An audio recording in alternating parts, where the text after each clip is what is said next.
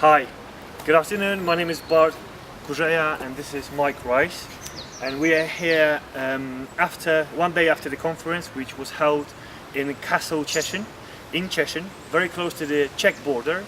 I am delighted to have you here, Michael. It's good to be here. It was really intense and really interesting conference, and thank you very much for doing this.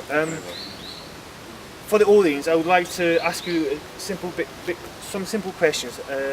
First of all, what are you doing as an architect, exactly? Well, I would like to define bioarchitecture from my perspective. Okay. So for me, bioarchitecture is the art and the science of designing and building spaces that create, support and enhance life and living systems. Hopefully that's not too long, but effectively designing spaces that support biology, bioarchitecture.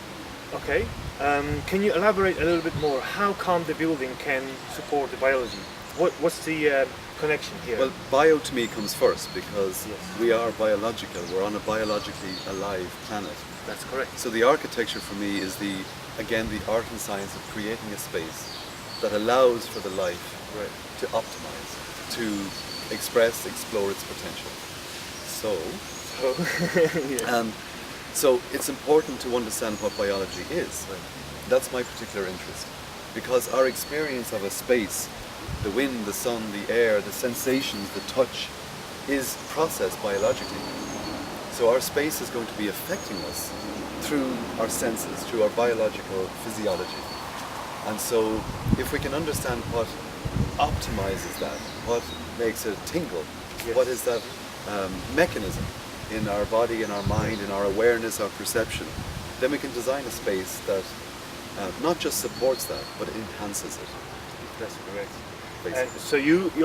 So what you are representing, you're representing a conscious architect. You are the conscious architect which applies holistically knowledge regarding life, right? Okay, now I know your English is very good, but representing to me means I'm representing something.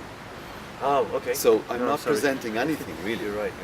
I am seeking to just be the best me I can be. And I've recognized that I have some skill and some experience in the creation of space, and the creation of space that people enjoy and feel good in. So I'm not representing an ideal or representing a philosophy. They are secondary to this desire to be of service. Yes. You know, I'm not re anything. I understand. So it's creation, not recreation. Yes. Or co-creation rather.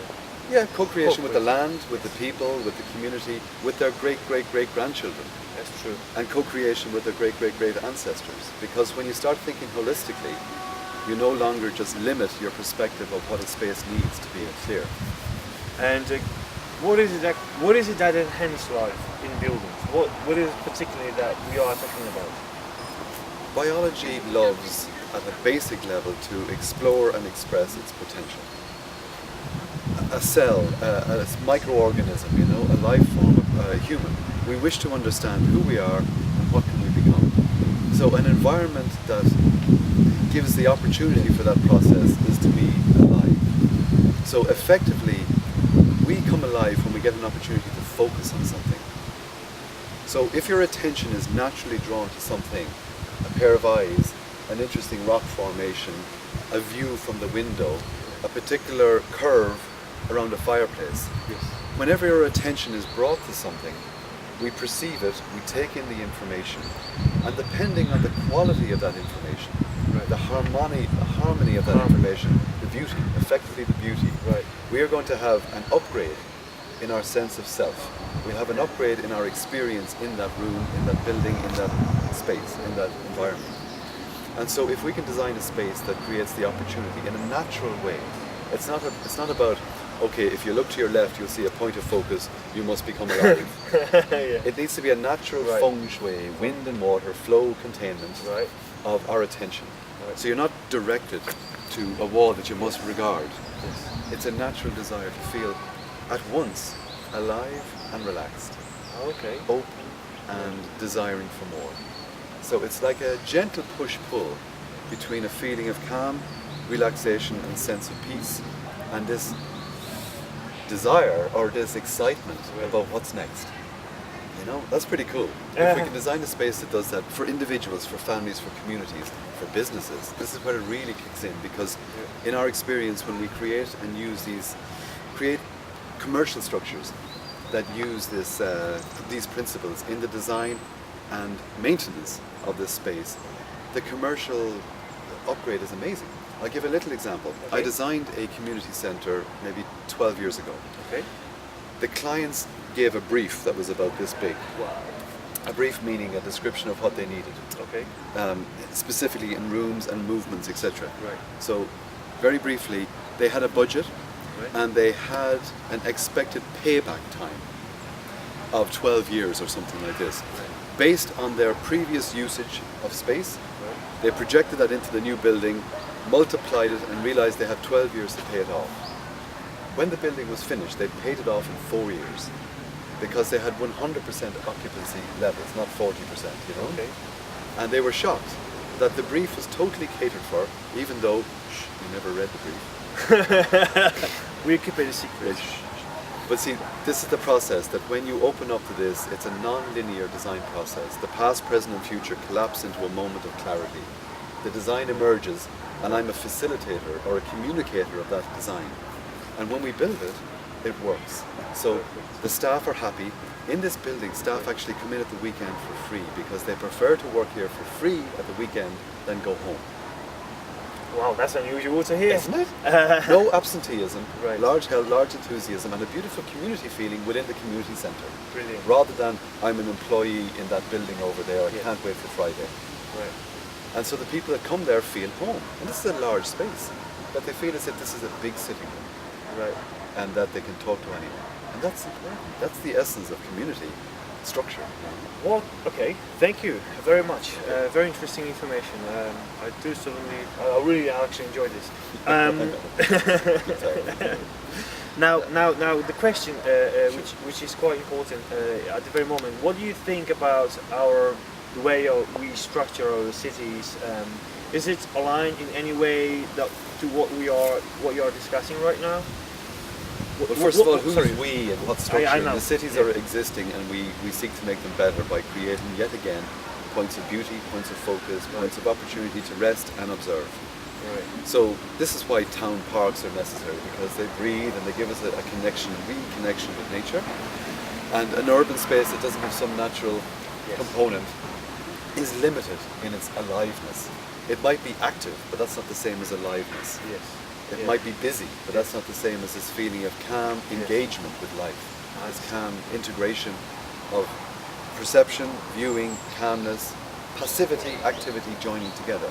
So if we seek to create a new urban space, we can use these principles to enhance the entire city, the entire urban space. Because a basic fundamental principle of bioarchitecture is coherence at one level, creates a vibration, if you like, which ends up in coherence at all levels. Now, that's a key. Now, please, could you elaborate on that a little bit? Coherence is literally the name we give for when the waves of information come together in a big hug. Oh, okay. Basically, that's lovely. They wave together. And so there's no destructive interference. They come up in a pattern that supports each other, and not just supports, but enhances. So this is the nature of what we call fractality. And in nature, fractals is the same shape expressing at different scales. It's a beautiful way of allowing for packing and unpacking. Think of a rose at night, it's closed, and then in the day it opens up and then it closes again. A fern leaf opens up and fractally expresses, and then at night it curls back in again. We go to sleep and we wake up. So everything in nature is fractal expansion, contraction, Like a breath in, breath out. And if you look at the dimensions of the physical body, we can make a large movement, a smaller movement, a smaller movement, a smaller movement, and that's a fractal. So Indian dance, for instance, would use this almost with mathematical precision. Martial artists would use it in a similar way. So it's about harvesting information and energy and applying it at a point. And this is bioarchitecture. It's not necessary for us to know every component. Awareness is the key. So we might be running out of time. Sure. I'll check the time in a few seconds. So there's a Japanese expression, and this expression is shin. And shin means mind, heart. together. It's not a singular word, it's mind, heart. Right. And Zanshin means mind, heart, everywhere. So Zanshin is like an awareness that's not neurotic, it's more just like a spreading out of awareness into your environment. So you look quite passive and still, but you're extending up, down, left, right. Now, this is in a way very active, but looks passive. Yes. Now, when there is a necessity for movement or activity, it becomes mushin, which means no mind, heart, effortless movement. So bioarchitecture is full awareness with no focus, Okay. and then in the moment of download, the mushin kicks in and you have the answer. That is with no beautiful. stepping stone.